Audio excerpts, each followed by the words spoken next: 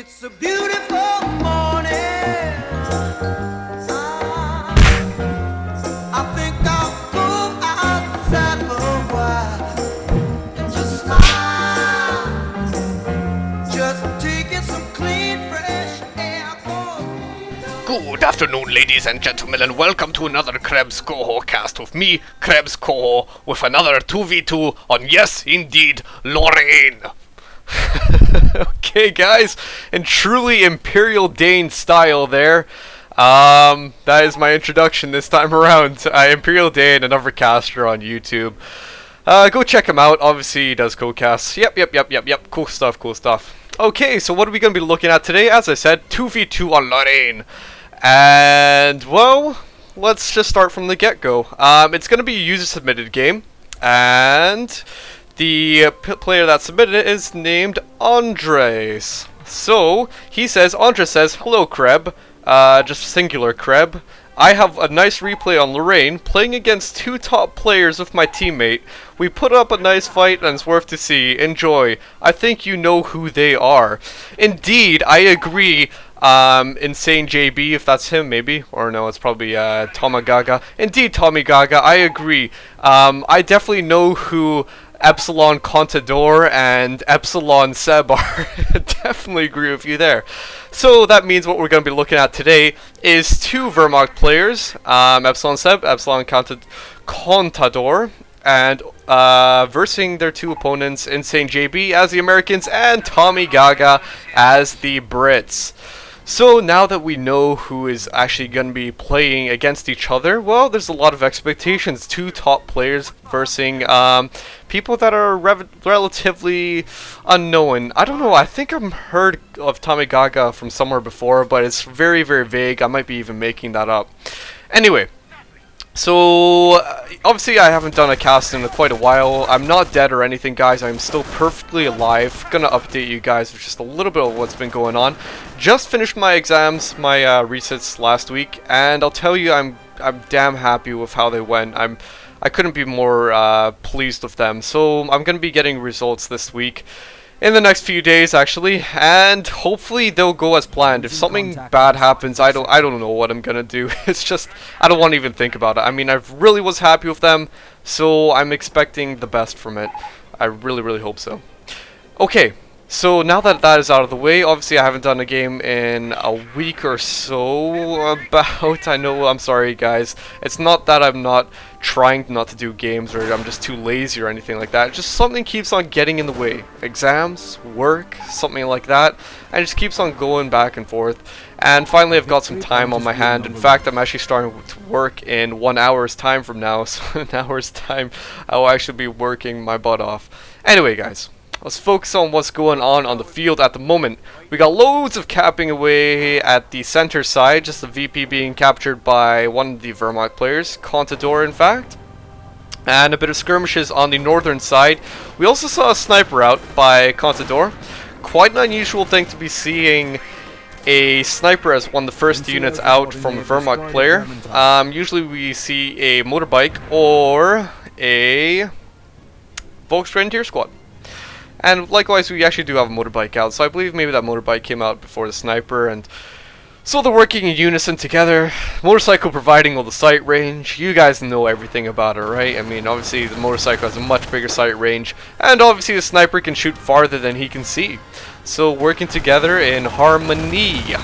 So what else is going to be going on? We've got a motorbike chasing this motorcycle, and well, it's going to be a cat and mouse game. Who's going to win this? Obviously, if you guys know the whole little skirmishes that can happen between motorcycles and MGs, for example, the Jeep is going to win against the motorcycle. The Jeep is a much hardier light vehicle. It costs more, obviously, and so thus wise it is more difficult to actually take on. I'm not exactly sure if it's as powerful in terms of firepower as a motorcycle, but it can take a lot more bullets, and also reverse as well. Capping going away along the southern side, and the Brits are retreating away from whatever the combat is introducing in the center side. So loads of Volks, loads of MG42s, and also a Bren carrier on the field. How the heck are the Brits going to respond to this? Well, luckily the Brits actually have a mortar down. That is going to force them to move the heck about. They cannot stay still, and in fact this MG42 is being quite bold in what he's doing. We've seen a Panzerfaust go off there, obviously meaning that T2 is unlocked by Seb so early on. As soon as he got that fuel, he is moving right on up onto T2. Good job, Seb. Obviously nothing more to expect from Seb. He knows what to do, right? That mortar finally chasing away the MG42, actually massively damaging them and killing one of the guys in that squad. And that's what I mean. That was quite a bold MG42. Don't you guys think so? Just to be kicking about there, waiting for quite a long time.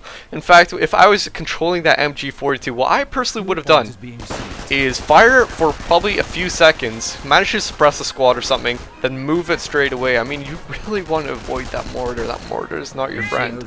Come on. So Seb is going to be moving along the northern side, just killing away, and just trying to cap what he can. Same with the same with Contador along the southern side. So it seems like the Americans and the Commonwealth, whatever, in general, the Allies, their advance has been sort of stunted. In fact, they're going to be holding out over in the center, and they're going to be capping away at some cutoff points over in this side and along the northern side. Good job to you guys for doing that. Already 500 points for the Allies, 433 for the Wehrmacht. So it does not look too good for them. Obviously it's still quite early in the game, so it doesn't really matter.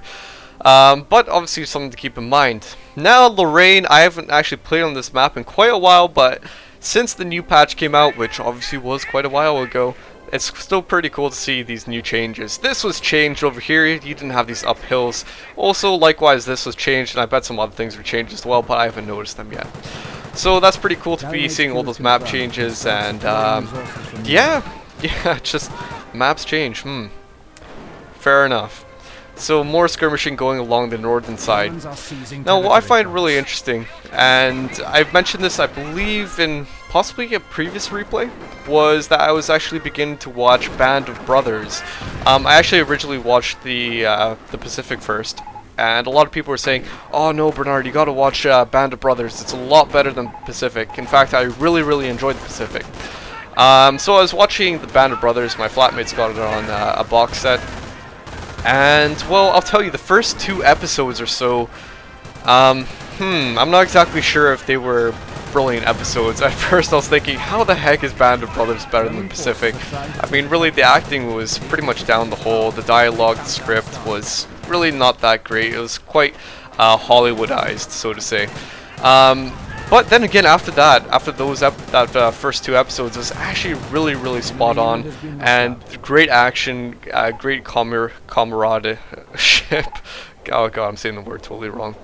And it was absolutely great. It sort of made me appreciate just what these guys must have gone through. And in one of these interviews, what somebody was saying, one of these real World War II veterans was saying, is that one of the awkward things about the war is, and he's thought about it a few times, is, for example, when you kill somebody, obviously they're the enemy, but then you got to consider what about the people behind them? And he was speaking about what if he actually knew these people, maybe in a different circumstance or different time. They actually could have known each other, and maybe they'd have things that they would have liked. Maybe they like hunting or fishing. And they could have done those things together and they would have been really good friends, but under different circumstances. And it's always something really interesting. I never actually thought of it like that, and when he actually mentioned it, it's just, in a way, it makes you appreciate the fact how pointless war can be. I believe war can be justified at times, but World War II, in my opinion, was not whatsoever. So it's obviously an interesting thought to be thinking of it like that. You know, you kill somebody, maybe they could have been a very important person in your life. You never know under different circumstances. Anyway, in general, my quick review during this replay of Band of Brothers, very good. If you haven't seen it, go check it out. If you haven't seen it, I don't know why you're not playing Company of Heroes. I mean, this is a huge incentive why a lot of people play this game in the first place, is because they are very interested in World War II, for example. Not only that Company of Heroes is probably one of the best RTSs out there, the best in my opinion, but also because it's World War II oriented, and you've all got this great system of cover and everything, and it's spectacular. So back to the replay, loads of capping, switching over to the tactical map. It seems like the Allies very strong position of the points. So the Allies have a pretty solid control of the center side. They've got a few vehicles. Likewise, the Wehrmacht are actually pushing in along the center side with a few of their Volksgrenadiers and snipers on the back. We've also got a few flanking MG42s, a motorcycle and Pioneer on the right side. However, that could easily be countered. Unfortunately, not with an engineer squad, so I'm not exactly sure what that is trying to do. Maybe the engineer is just trying to cap away, not realizing that there's anything down there. Who knows? We've also got Blitzkrieg Doctrine selected by Contador, and that means he's got those hardy stormtroopers out already with the Panzer Shreks on them, going to be suppressing those armored cars, at least pushing them back a little bit. Same about Stuart tank. Stuart got to be a little bit careful. Be careful there. So not really much happening in terms of action. I was hoping a bit more from this game. I was actually watching it 8 times, and it was going speedy. But then again, it is the Seb and Contador and all these great players playing in it, so you gotta expect some sort of great action. We've seen that motorcycle go down there. Likewise, that Bren carrier landed on a mine, and I believe the infantry section must have got out of that Bren carrier so that the Bren carrier could actually get repaired. Obviously, it can't get repaired if there's going to be guys in there, and that is from a recent patch change. You guys should all know about that, if you play Brits anyway, and even if you verse them as well. So I imagine this infantry section is going to capture the MG42, unless they obviously crash into a mine. I mean, oh, that's going to stop everything. And, oh my god, how many mines are there here? I was really not expecting that many. I didn't see them, in fact. So that Bren carrier is getting repaired yet again, and the Brits are capping away at the points. Likewise, the MG42. Great to be seeing that, and obviously going to be such a hassle on the Wehrmacht. We don't usually see this from Contador and Seb. I mean, Seb and Contador are usually right on the pace. They are usually putting the pressure on people, but instead it looks like quite a reversal, and the pressure is being put on them. So what is Seb going to do? Seb is jumping to the Sturm Armory, whilst Contador is skipped right on up to the Panzer Command. And so he's at T4 already. Quite an interesting choice for him to be doing that. I want to switch on over to Contador. Well, Contador, in fact, he has Blitzkrieg Doctrine and has gone for Stormtroopers. That is the point that I was going to be trying to make. Basically, if you got the Blitzkrieg Doctrine, what you can actually do is skip on up to the... And I have no idea why that Stuart fired a big round like that into the armored car. But fair enough. He actually done it twice there. That was quite pointless in my opinion. But fair enough, I guess it done no damage whatsoever to the Pumas. But the point that I was going to make about Stormtroopers in T4 is that when you have Stormtroopers, they can provide the necessary advancement in terms of attacking, where you can pretty much skip T2 and possibly T3. When you got Stormtroopers, they obviously get the Panzer Shreks, and that is a viable anti-tank counter. So that is enough to pretty much skip on up to T4 and go for whatever. Likewise, you can also skip on up to T3 if you want to fall short a bit. Sniper going down from the Wehrmacht, obviously not careful enough, because that was just a massive amount of guys running right towards the sniper. I obviously not recognizing that was going to happen. We've got a bunch of action going down here with a Ostwind. Nothing to counter it whatsoever. We've also got commandos coming down. We've got loads of guys over here, but nothing, no proper counter for that Ostwind. We've got some guys over here, the Brits and the Americans. Also the Pumas that are being quite, not exactly sure what they're doing. They're trying to possibly run away. At least that one was trying to, and this one is finally going to. But it seems like not a great position to be in. In fact, the M8 is actually blocking the retreat path of that Puma. The other Puma was upgunned, so it could actually take on this armored car here. But this Puma with its normal default gun is not going to be doing so well. Maybe if it could penetrate the back armor slightly, but probably not. I don't really imagine doing that much damage anyway. So that M8 armored car managed to get 1 kill on it. Very well done. It's got Veterancy 1 on it. And so we have just the Americans still having a pretty decent control, but the Wehrmacht in general are kind of gaining a bunch of ground. They've got a Stu out. They've also got that Ostwind still out as well, just providing a bit of hassle power, and likewise Nebelwerfer barrages coming down over here. So that must be from Seb, I imagine, because he has that Sturm Armory. So again, harmony, harmony, harmony. 2 Nebelwerfers, in fact, that is going to be quite a devastating blow if there's going to be stationary guys over here. Look at that one dropping right on top of the commandos and kind of damaging them quite a lot. I mean, look at that, the flames burning away at them, and as they go down one by one, not looking good for them. So that MG nest is going down because the fire from the Ostwind and the Stu, and so the allies got to start being a bit cautious. However, 171 for the Axis, 500 for the allies. That is quite a big difference in my opinion. If the allies can keep on going with the VPs, they could actually win it by VPs, but they really need to actually do that in the first place. Puma here, lots of suppression, lots of not so much suppression should I say, but actually destroying stuff. Yeah, very good job. These guys have got to really be careful, and that is what I was going to be looking for, a sticky bomb. That should be able to finish it off, and indeed, Veterancy 2 coming down, those riflemen, going to be very lethal, those guys. Also a Cromwell out, so that means we have a Cromwell armored command truck out on the field. Over here, also got that field support truck down on this munitions point. So that Cromwell is going to be providing perhaps that necessary counter that he needs, that the allies need against those Pumas. However, how the heck are you going to counter Stu, for example? A Cromwell is going to do a little decent amount of damage against the Stu. However, it's not a perfect counter in my opinion. Obviously, you will be able to take it on, but a Sherman Firefly might be will obviously be a lot better at taking on a Stu and damaging it the most possible, the most potential. So this Puma most likely going to be going down, and this Cromwell going down as well. Oh my god, that is not good whatsoever. That Cromwell was meant to be sort of like a tide changer, at least help out. So we saw that Puma go down over here, and we saw a Cromwell. Not really an eye for an eye in my opinion. Cromwell is probably more worth than a Puma. And so the allies really need to start thinking about getting some proper AT. The last thing that you want against so many Ostwinds and Stus, basically everything anti-infantry, is infantry itself. Do you want to have Piats? Do you want to have Rangers or paratroopers against Ostwinds and Stus? No, probably not. In fact, you probably want to have something armor-worthy. Cromwells, Sherman Fireflies, all that great stuff to actually take on the anti-infantry tanks. However, it doesn't look like we really see that much out.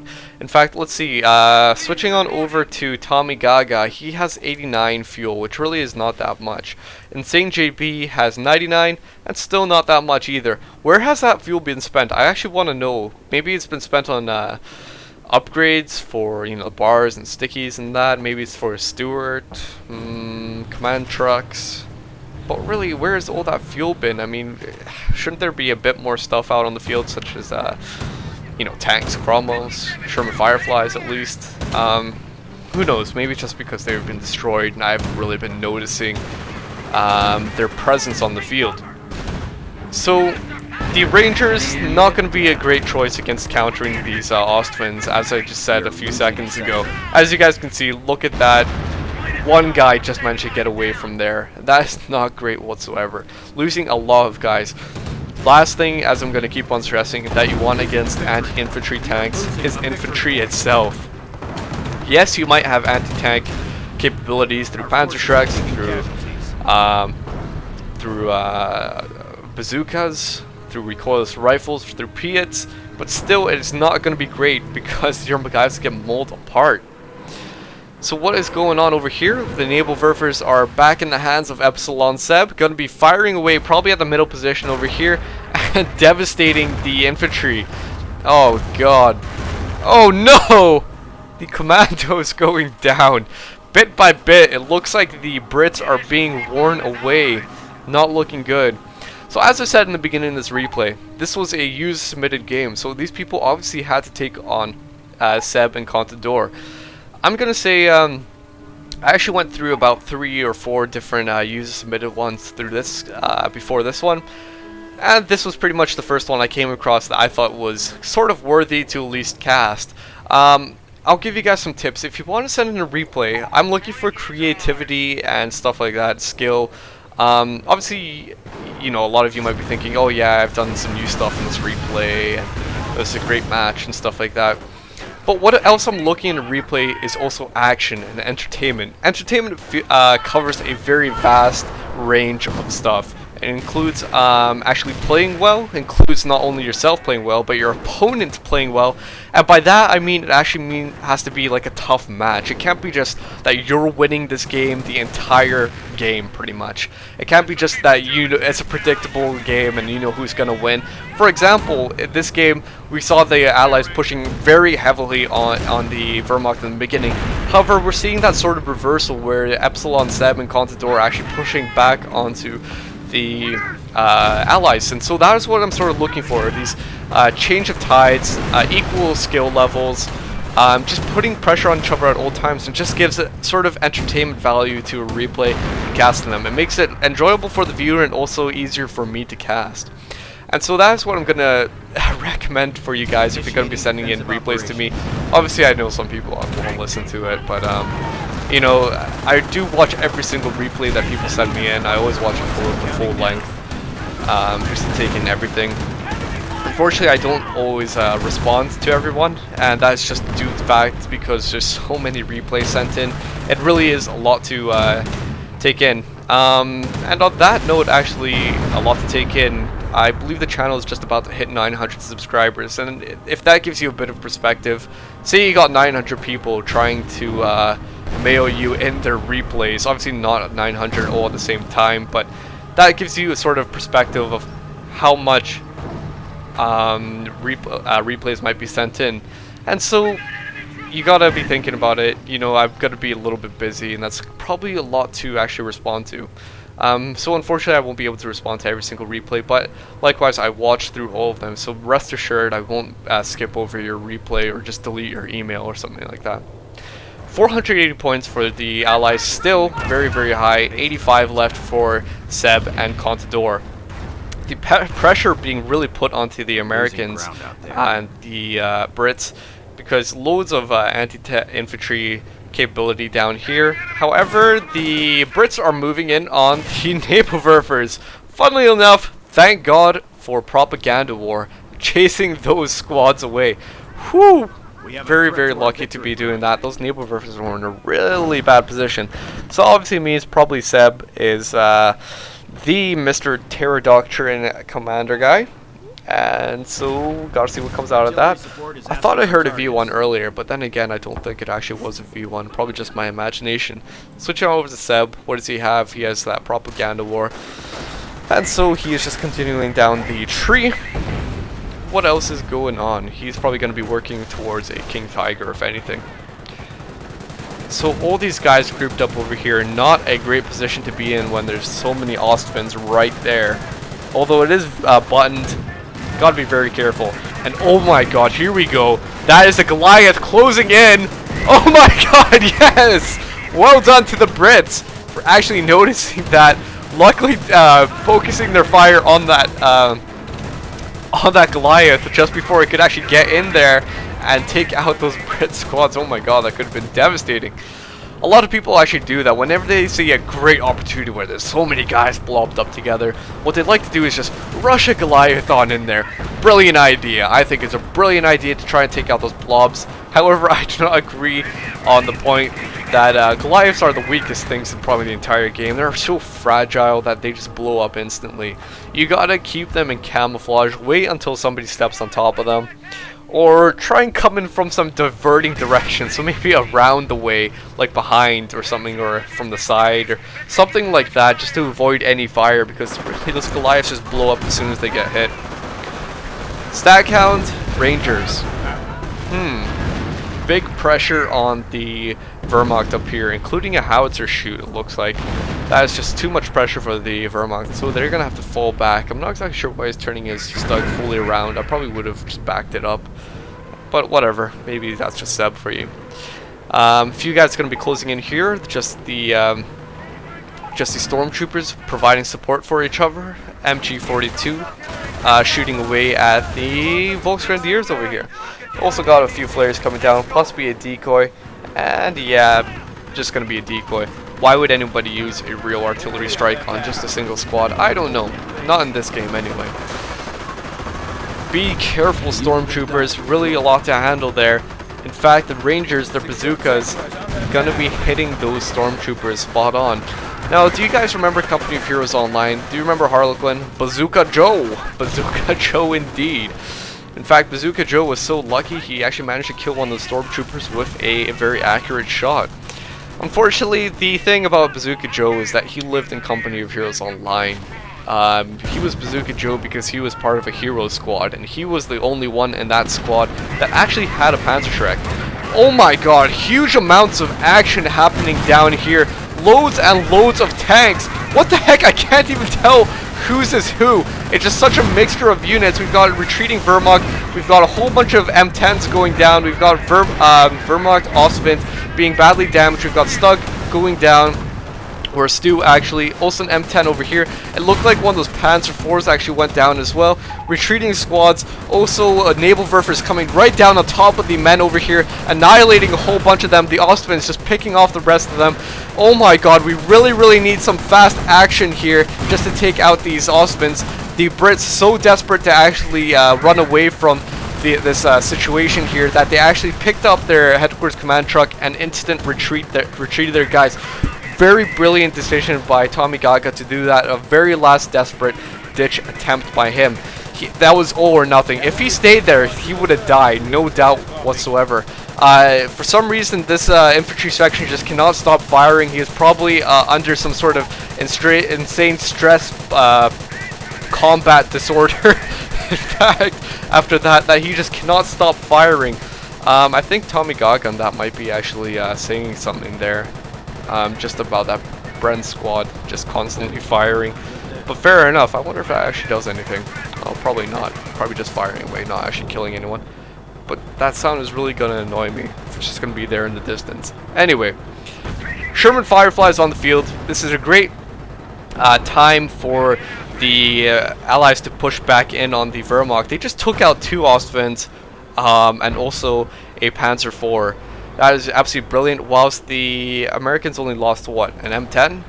And a few guys in squads, in the Brit squads. I don't actually believe they lost any squads there. I believe they just lost the men inside of them, but yeah, fair enough. Whilst this Bren guy is still firing way up here, just really cannot handle that stress. We've also got a bunch of guys down here, so counterattacks gonna be happening. The Allies are moving back in towards the center. Massive destruction! What the heck was that from? That was probably from a howitzer shoot, totally obliterating an entire stormtrooper squad. One howitzer barrage shot, shell, whatever you want to call it, absolutely annihilating an entire stormtrooper squad. That was a huge loss for them. Perfect opportunity for those Rangers to get back on in there and continue pushing forward. It's going to be quite a decent match between those two stormtroopers and the 2 Rangers. However, that howitzer shoot was enough to actually just push the Wehrmacht right on out of there. A few assault grenades coming down, pinning these guys down. Man, lots of action going down. In fact, I haven't actually watched this replay this far in, but perfect action going on. We've got guys being suppressed here. We've also got a vehicle going down. What vehicle was that? I'm not exactly sure. That looks like a Stu or a Stug. Probably a Stu. Going down, we've also got M10s over here. Oh, no. They could be taking out the naval Werfers. In fact, one is being taken out. And what about that other one? Do you want to go for that one? Maybe. In fact, you got to be a little bit careful because there's stormtroopers right there. Could that be decoy from the Brits? Looks like it's going to be decoy. Very good decision. But this M10 needs to start thinking about getting away from there because he is about to be taken out. One more shot could take it out. Oh no! Destroyed engine. That is, oh god, really got to be careful, but probably no chance whatsoever. so desperate, in fact, that commandos are coming down to try and chase away those stormtroopers, but way too late. In fact, way too late that happened. 19 points left for the Wehrmacht, and we still have a King Tiger ready to be launched by Seb. However, come on, 13 points. We need the VPs to get back in the hands of the Wehrmacht. 11 and counting and counting and counting. Where is the King Tiger on the field? There's Seb, in fact, only has 6 population, 5 population. Oh god, I think Seb must have realized that it was close to the end of the game. He's just not even gonna bother with getting a King Tiger. Well done to the Brits and the Americans for winning that. In fact, I thought Seb and Contador were actually gonna win that. I thought it was gonna be a major comeback. If there was more VPs, I believe there could have been a comeback. Tiger and King Tiger ready to be called out onto the field. Very surprising to be seeing Seb and Contador lose like this, but fair enough. TommyGaga and what's his other face? InsaneJB, the winners of this match. So what happened there in the beginning? InsaneJB and TommyGaga done a very great push, pushing the Wehrmacht right on off out of there.